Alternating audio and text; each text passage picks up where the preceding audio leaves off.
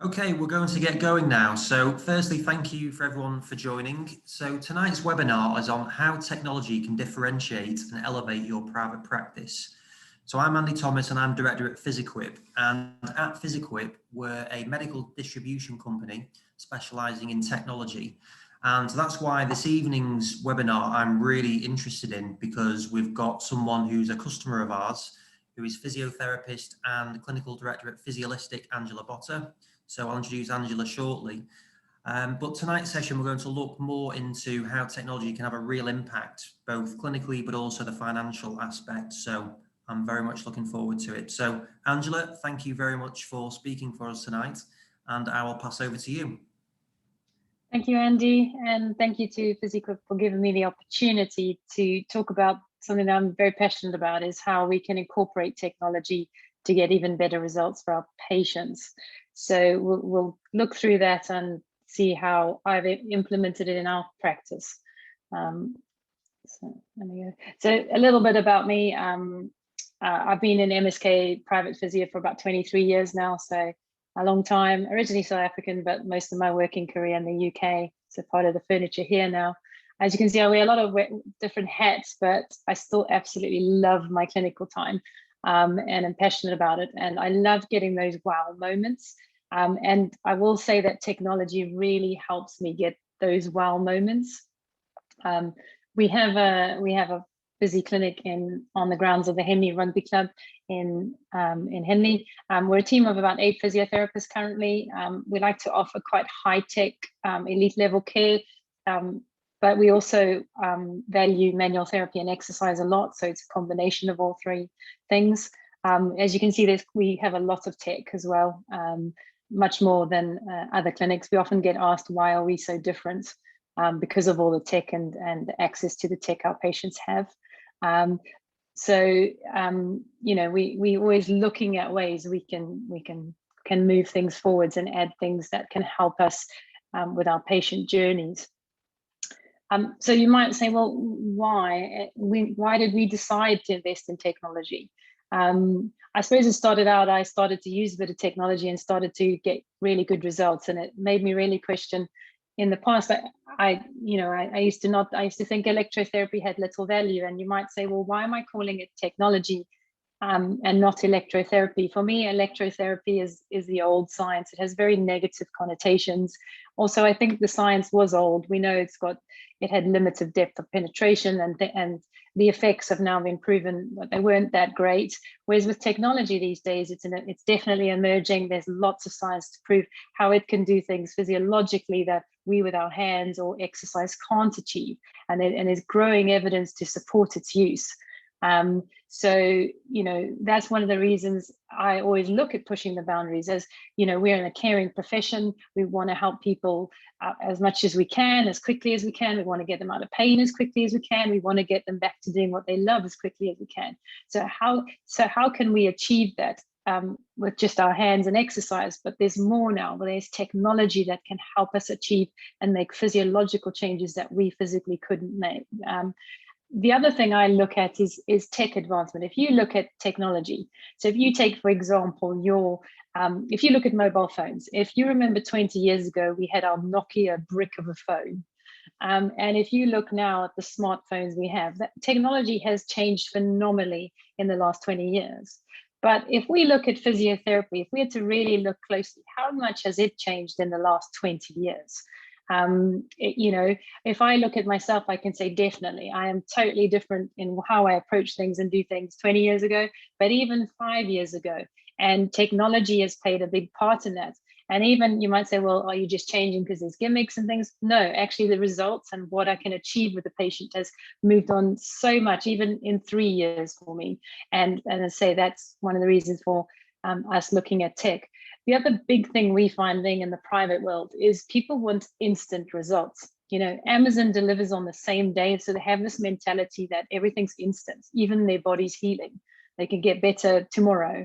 You know, I've got a marathon next week. Can you sort me out? I can barely walk, but I'm running next week.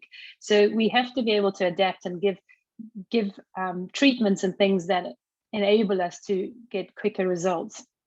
The other thing is we always one of the questions I've always asked myself is, why should elite care only be reserved for those who are at an elite level?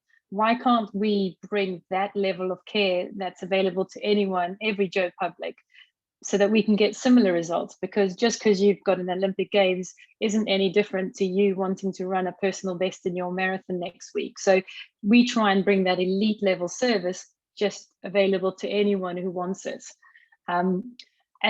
Also with technology, and why we invested, is that whole patient journey is so important, in that they want to feel each time that you add value, but we want to see how we can improve it for them, that they feel that they achieve their goals and things quicker.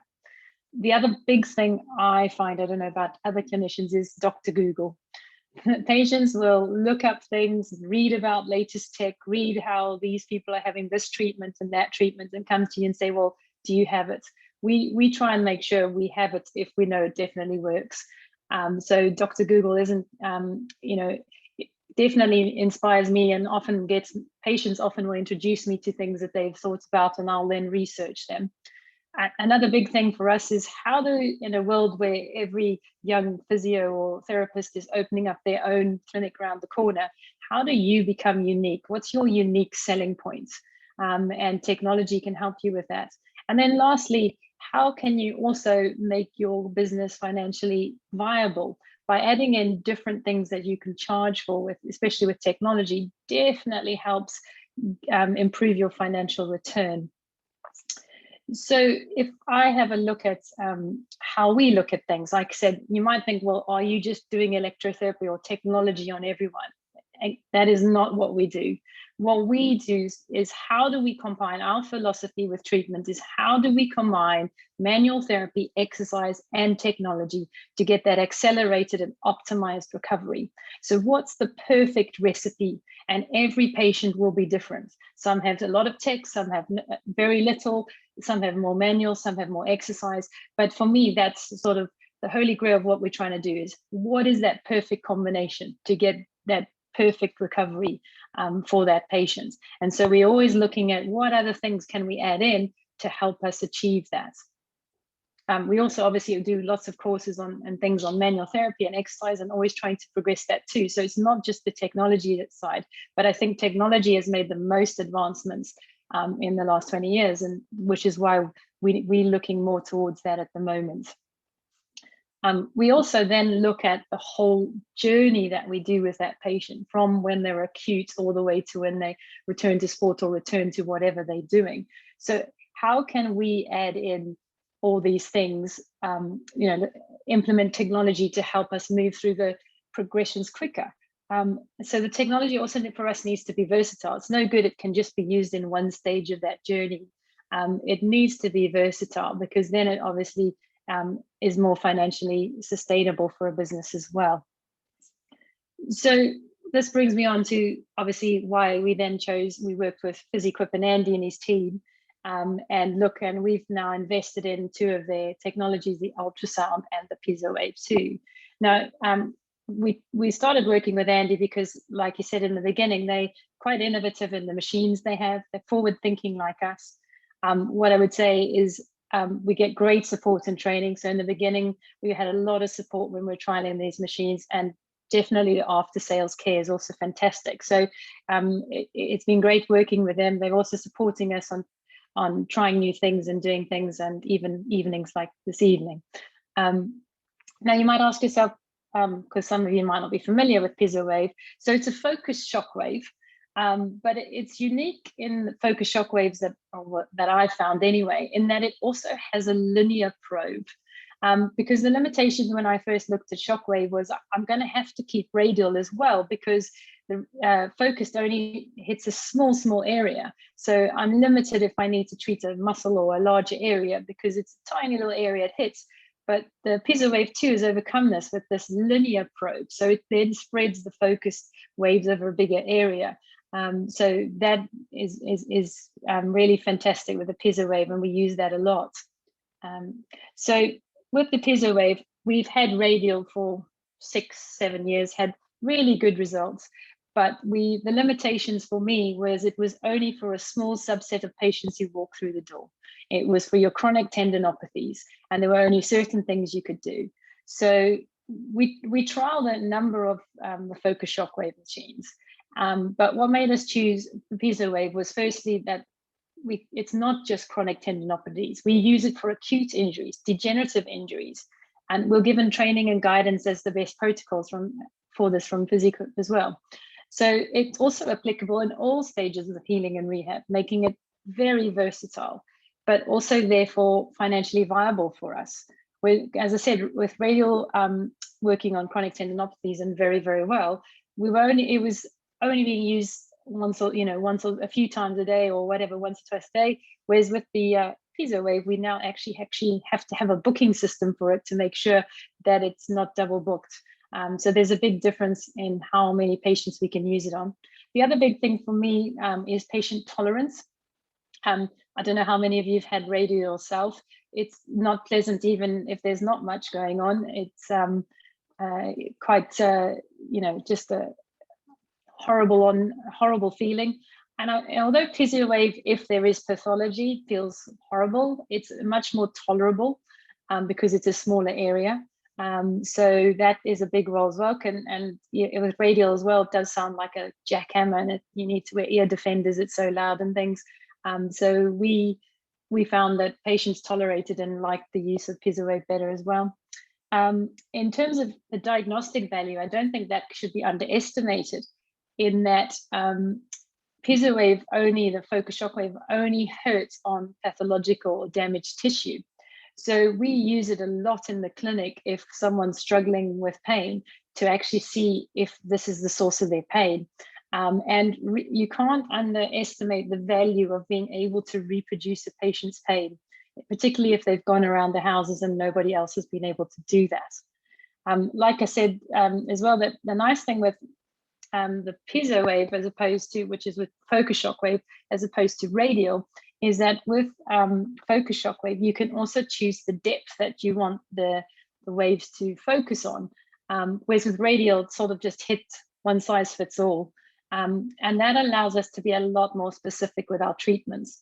And that's also where it fits in with the ultrasound, because we can actually measure the depths. Further, the linear head for me, as I said earlier, is a big bonus on this machine, in that we can treat muscles in larger areas with the PiezoWave. We don't need to use the radial, although sometimes we will use the radial for different conditions. They're a great combination together. But the linear is fantastic at releasing large areas. It's also diagnostic in that sense. You can then scan a large area and find where the dysfunctional tissue is. And the linear head has also opened up another opportunity for us, in that it can be used for another service which we're looking at launching for erectile dysfunction. So it gives you another revenue stream should you wish to go down that route. And then lastly, why we chose PiezoWave for me is I always do a lot of research when I'm looking at tech and looking around. And what I found quite interesting, and it's often the case in the UK, is that PiezoWave is widely accepted in the USA and Europe, but in the UK, we hardly know about it. And it's just a different approach, but it had a very good worldwide reputation and was used widely everywhere else apart from here. Then regarding the diagnostic ultrasound, I thought the best way is that, so in terms of ultrasound, a lot of physios are looking at whether they can use it. So I've been trained in ultrasound since 2011. And so one of the reasons we're looking at Alpinion was we were looking for an upgrade. Now, I only use ultrasound as an adjunct to my clinical assessments. I'm not wanting it to replace. I always do my physio assessments, and then I just use it to help me confirm or deny what's going on. And that helps me decide which journey that patients should have, whether they should be referred, whether I can sort them out, whether all those sorts of things. And particularly with the shockwave, then we can measure the depth and what pathology we're treating, which is invaluable. But one of the reasons we needed to upgrade, I had an old MyLab 5, and the picture quality wasn't great anymore. And so we were looking around thinking, what can we get? Now, the challenge you have as a physio is that because you're not scanning all the time, you need a really good image. because the better the image, the more you can see. Whereas if you're very skilled at sonography, you can have less quality image, but be able to see it. So we always need that challenge of having a really good quality image, but that comes usually at a big price. And the nice thing with Alpinion is you get a really good image, but it's very affordable. And that's what I really liked about it, is you get the best of both worlds. You can afford it, but you get an amazing image. And even my younger physios who are new to ultrasound can identify structures and things on it. And it's also very user-friendly. Our MyLab 5 isn't at all. When I'm training my younger staff, they take ages to just grasp where everything is, where it's very intuitive. Also, a nice feature that we have, it can do panoramic images, again, which is great value when you're looking at tendons or muscle injuries. And then, as I said earlier, definitely complements the piezo wave, and is most probably one of the big reasons we get such good results with the piezo wave, because we know what we're treating and we know the depth of what we're treating. So I thought, how do I best show you the value it adds? So I thought the best way is most probably just to talk through some case studies, because that's the easiest way for me to show the value and how it's changed what we do. So we start with Mrs. J. So she had bilateral degenerative knee pain, had been around the houses, had injections, physio elsewhere, orthotics, had lost a lot of weight, still was in a lot of pain, was told really she needs bilateral knee replacements, but she was in her 50s, so she really didn't want to go that route. It was just recently after we'd got the piezo wave, and I said, hey, I've heard it's quite good on degenerative joints. Should we give it a go? And so after 10 sessions on the medial knees over 2 months only, she was back from managing a 16-mile walking challenge where she struggled to walk just across the street without pain. So amazing results. As you can see, there wasn't just piezo wave. Again, there was some manual therapy exercise and some of our other tech. But she now comes for regular piezo wave. We find that when she starts to feel her knee is hurting, she'll just come for a one-off session, and then she'll go a few months again. She then referred her husband and for lateral epicondylitis, and we treated him within 6 sessions. He's totally better. And she also referred her friend, Mr. H. So Mr. H drives 40 miles for his appointment. He had a 4-month history of medial knee pain after twisting on his knee. He was diagnosed by MRI with a complex meniscal tear, and he'd had injections and was told to rehab it. He'd had 12 sessions of physio at another physio. He had no change in his pain or swelling, though. He did say he felt stronger, but he is coming to us to say, could we help? We then started piezo wave with him too, and over 6 weeks, we regained full range. He had no pain, and he was able to return to golf. Again, we added some other technologies into that, and manual therapy and exercise. But he's now returned to the clinic because his other knee's starting to hurt. So we're doing treatment on that. And he's now referred another way, a Mr. R. So Mr. R also drives 40 miles for an appointment, which, considering we're just outside London, that's, there's lots of clinics between us and them, between where they live. So he came to us with a 2-year history of thigh pain. He'd tried physio, osteo, chiro, injections. He'd had MRIs. He'd seen consultants, and he had 6 sessions with us, believe it or not, over the front of the hip. And it's the first time anyone was able to reproduce his pain. And he's had long-lasting relief. Actually, interestingly, I had him as a case study. I got a message earlier from one of my colleagues who's been treating him, saying he's asking how much does the machine cost. So I think he's considering whether he wants to get himself a machine. So just interesting how much he's been blown away by the effects of the machine as well. He's also referring a friend. And then I have another lady, which again blew us away with the results, is that she'd had a 3-year history of foot pain. She'd tried physio, orthotics, chiro. She'd had multiple injections. She's told a neuroma, it's not a neuroma, it's this, it's that. No one knew, but nothing had helped. She again has had 6 sessions with so far piezo wave with us. It's the first time anyone could reproduce a pain, and the first time she'd ever got relief. And also, again, she's asked us now whether we could do some sort of monthly package so she can come regularly to get the relief. So just a sort of a small sample of how you can see. So if I had to sort of sum up the benefits, I mean, where do I begin? We have really not looked back since we've implemented PiezoWave into our clinic. And so you can see it generates new patients, 100%. The word of mouth we get is just phenomenal from it. Also, our patient visit average. So with radial shockwave, I think you do 3 or 4 sessions once a week. PiezoWave, we do 2 sessions a week for 3 to 4 weeks, depending. And you can do it more regular sessions after that.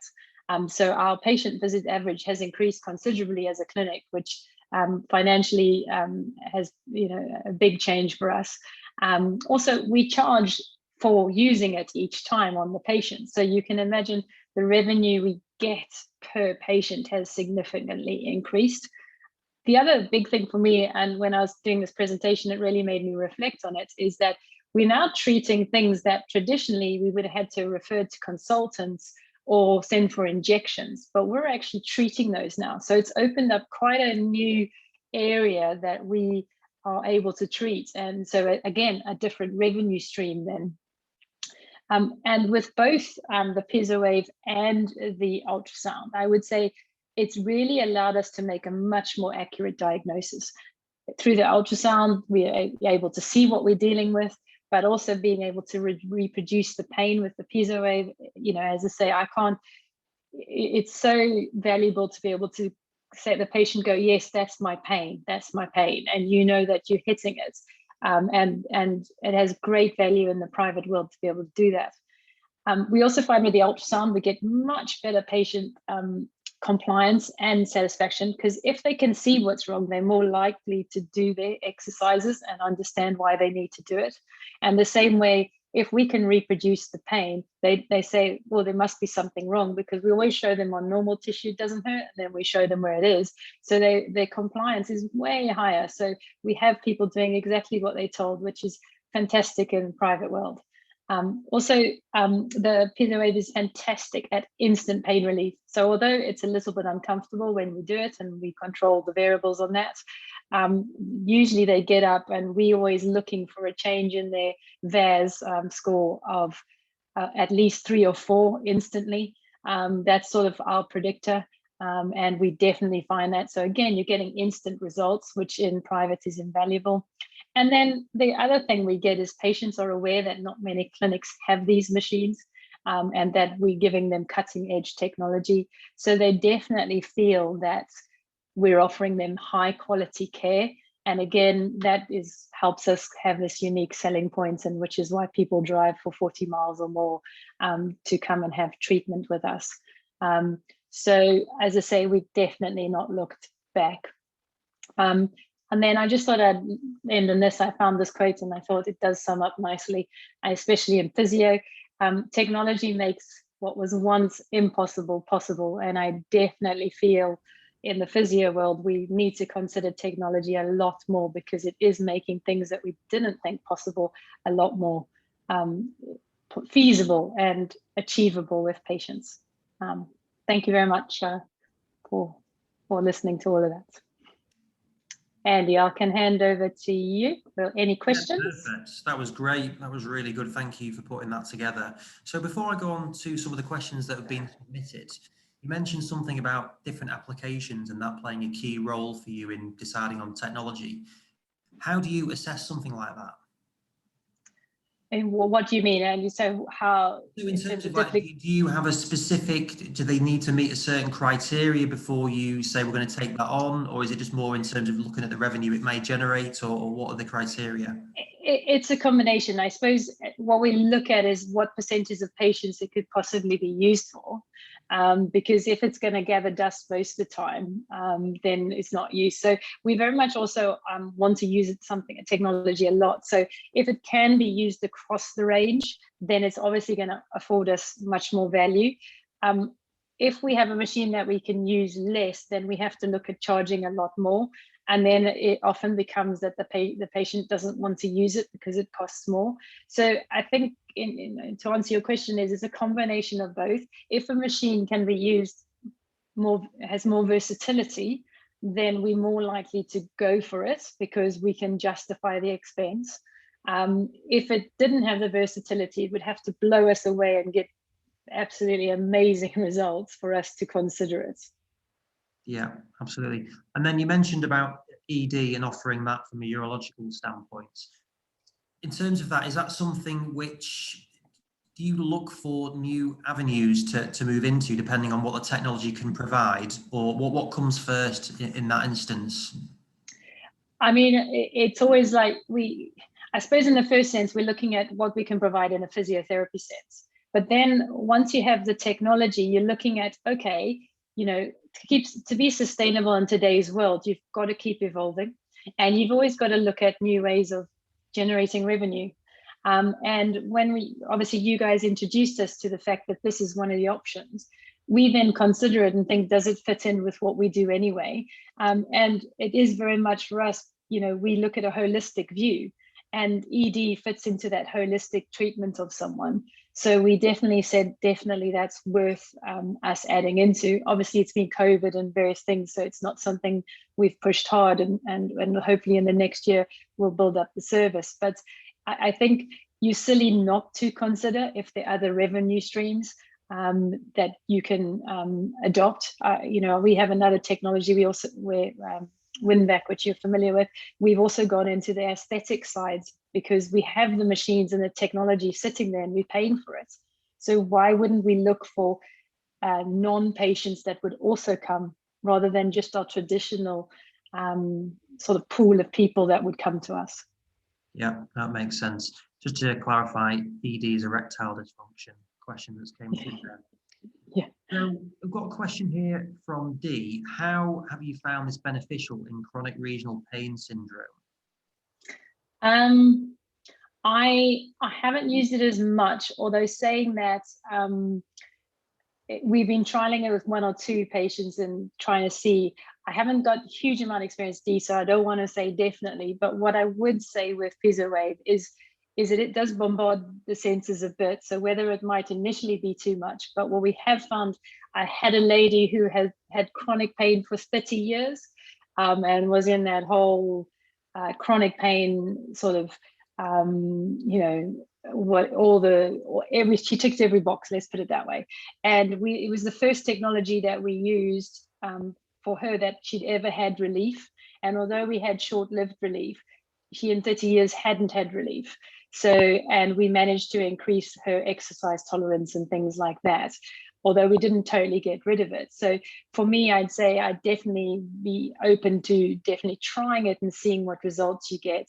But again, I haven't had huge experience with someone with that, so I don't want to advise you or whatever on it unless I've had personal experience with it. Okay, thank you. And do you always offer both technologies as a combination? No, again, it depends on the, we as clinicians will decide. So again, as we use the PiezoWave more and as we use radial, we often will think, actually, I'll do radial and then I'll do some focused, or particularly on the Achilles, we do a combination of both. So again, that's just something as we've learned more and more about the machines and what works best with what and what combinations work. In terms of radial and focused. In terms of the diagnostic ultrasound, we always use it with the PiezoWave. Okay, yeah, that's good. And are you looking at how much detail would you be looking at the ultrasound image for to then use the PiezoWave? Again, I have some training, so I can look at it in more detail, but my younger physios who aren't trained in it, I teach them to identify basic pathology, so seeing a thickened Achilles. And then the main reason they use it is to measure the depth, to see what depth they need to get to the focus shockwave to hit. So like on those knee joints I was showing, they'll measure at what level is the knee joint itself. So what's, you know, where do we need to hit? And that makes sure that they're not just hitting the bone where it's slightly more aware of it, and they're hitting the right, whether it be the extruded meniscus or whatever it is, that they're hitting that at the right level. So even at a basic level where you're not fully understanding what you're seeing, if you're just using it as an instrument to measure the depth of the shockwave, you'll get much better results because you're targeting the right tissue. Okay, great. Had a question come through here as well. This is a really good one because it's one that we sometimes have interesting discussions with clinic owners about in terms of introducing technology to not only you but to the team. How did you do that in terms of engaging your team in this?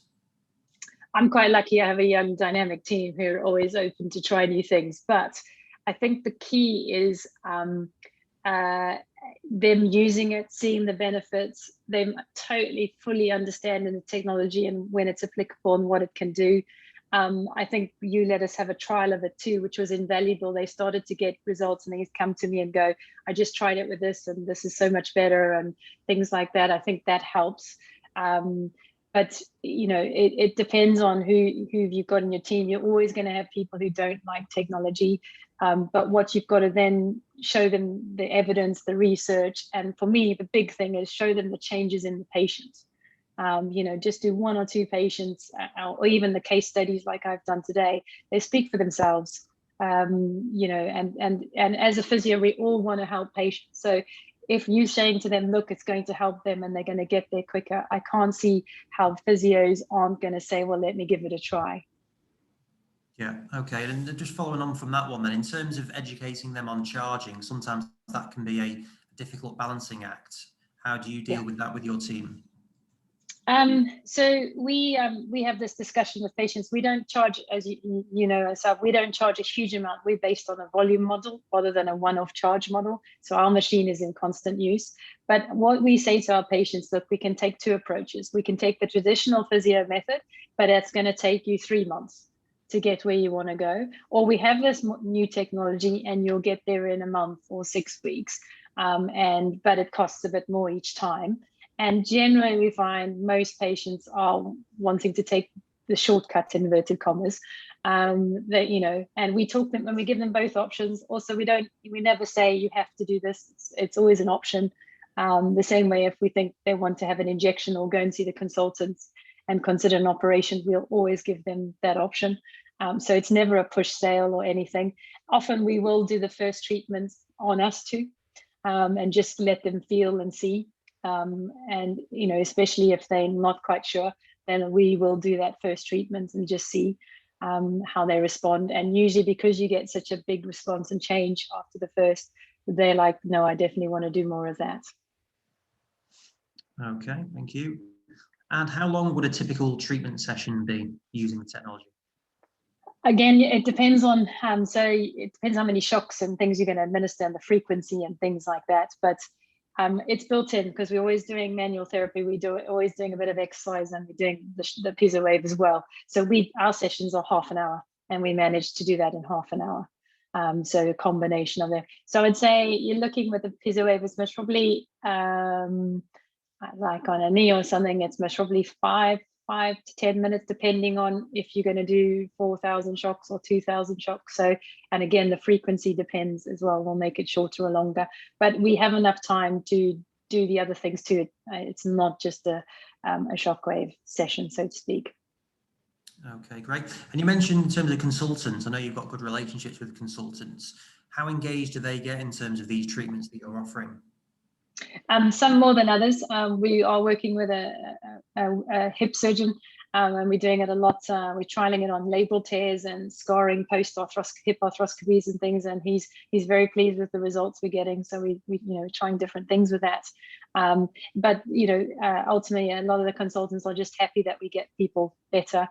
And I know the gentleman I mentioned there with the complex tear, his surgeon was very, very pleased that he didn't have to do surgery because he didn't really want to unless he had to. So they're often blown away with the results we're getting. They don't always fully understand what it is we're doing, but they're pleased that we are helping the patients. I'm trying to educate them more and more on all the things we can do, and I'm getting there. I'm getting a few more converts. You can send them this, so that may help some of it. Yeah, next one's a really good question because we get asked this a lot. In terms of insurance patients, what percentage would you say come through, more from the Shockwave perspective, what would you say that you would see from insurance side? We have quite a high percentage self-funding, so it's a bit skewed with us. But we've actually arranged that we can charge to the insurance for most of our insurers now, and we get actually a better rate than we actually charge the self-funders. So if it's a justifiable sort of condition that they recognise. Some insurers are very sticky. It's only certain conditions, but some of the other insurers, as long if you say Shockwave and why you're doing it, they will pay for it. And I mean, to give you an idea, some will pay you sort of £100 and something a session, which is way more than we would be charging anyway. So as long as you negotiate with your insurers and that, they don't. The only downside we have is they don't differentiate between the sort of the piezo wave focused shockwave and radial. They one size fits all sort of model, but you can definitely get funding for it. It has to always be approved, and they have to get a different code and various things like that as the insurers work. But we've had a lot of success working with the insurers. And then on the other side, if we find they won't fund it, we do find that the insured patients are quite happy to pay the charge that we charge, because it's not a huge amount. So they'll top up to have the shockwave. And then we put their session through as an insured session for the physio itself. Okay, great. And then following on from that, next question is, how often do you use radial shockwave since bringing on piezo wave? Much less, much less. I think we combine it. There's some conditions where we do combine it, like I said earlier, but the main thing is that piezo wave is always the thing we use first, because we can be more specific. I think radial we bring out more for tightness and things like that, and occasionally like the Achilles, and that will combine the two. Or we often find if we're not totally getting the results we want, particularly with a tendinopathy, then we will combine it. We'll combine the two technologies as well for like an Achilles or a really chronic thing that's not changing as much and has a lot of a large area of disrepair or dysfunction. So I think it's great having both, don't get me wrong, because they both have their merits and they both have their place. But I would say if you had to, we've just had one and we've had it for a long time, so we still got it. But if I had to go back and I had the choice of piezo wave back when I bought radial, I most probably would have gone piezo wave, because you've got the linear head and everything, so it can sort of replicate what it does. Great. And then a question here about, do you ever do packages of treatments where you've seen someone, you say you're going to need 4, 6, 8 sessions? Do you ever work that way? We do block book. We don't do packages as much anymore. It was more from an administrative side rather than that we should. But generally we block book, so they'll be booked in for their whole course of treatments. And as I say, that's where we found, especially with the piezo wave, that compliance is really high, because they come back for it twice a week as they're meant to, and that sort of thing. But there's definitely, there's a scope for you to be able to charge up front and say, this is the package. I think sometimes the difficulty with that is it going to be 6 or is it going to be 8 sessions? And I think that's where sometimes becomes tricky. We always give a minimum of 6, so I suppose we could set up a package of 6, not a problem. But it's more from an administrative point of view from our side than, but it would be very good for cash flow. Yeah, that makes sense. And then final question, which is one for Mad really, in terms of which clinics would you say from a size specialism perspective would you think should look at this package? Every clinic. That's, as you can see from my talk, I'm like, why aren't we doing these things when we can achieve things so much more quickly and get that, those patients better? That's why we're in the job. As I said, I still love my clinical time, and piezo wave makes my life a lot easier because I get these amazing results and quite quickly and things. Yes, I'm combining with all my other skills, don't get me wrong, it's not just that, but it shouldn't be the size of the clinic. It's more about what drives you, and if you're a one-man band and you have this passion to help people, then this is applicable to anyone who wants to help anyone. So I don't think the size or whatever should limit you. It's more about do you want to help people and, you know, use the latest stuff that's out there to achieve better results? Yeah, no, absolutely. And it's really great to see your presentation there. And it's like, even though we do sell medical technology, it's great to see you investing in so many varieties of things. We're never saying that you should only buy our technology. I think it's great that you're using so many devices.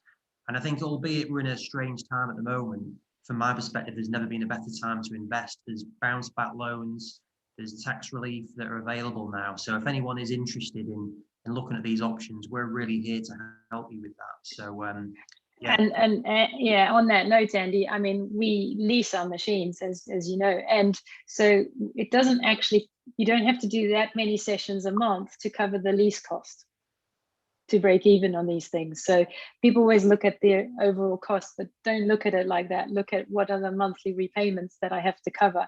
And if you work it out, we worked it out with something like 6 or 7 treatments or something, you know, it wasn't high. So if you look at it like that, and even if it's a break-even model, it's going to generate you new patients.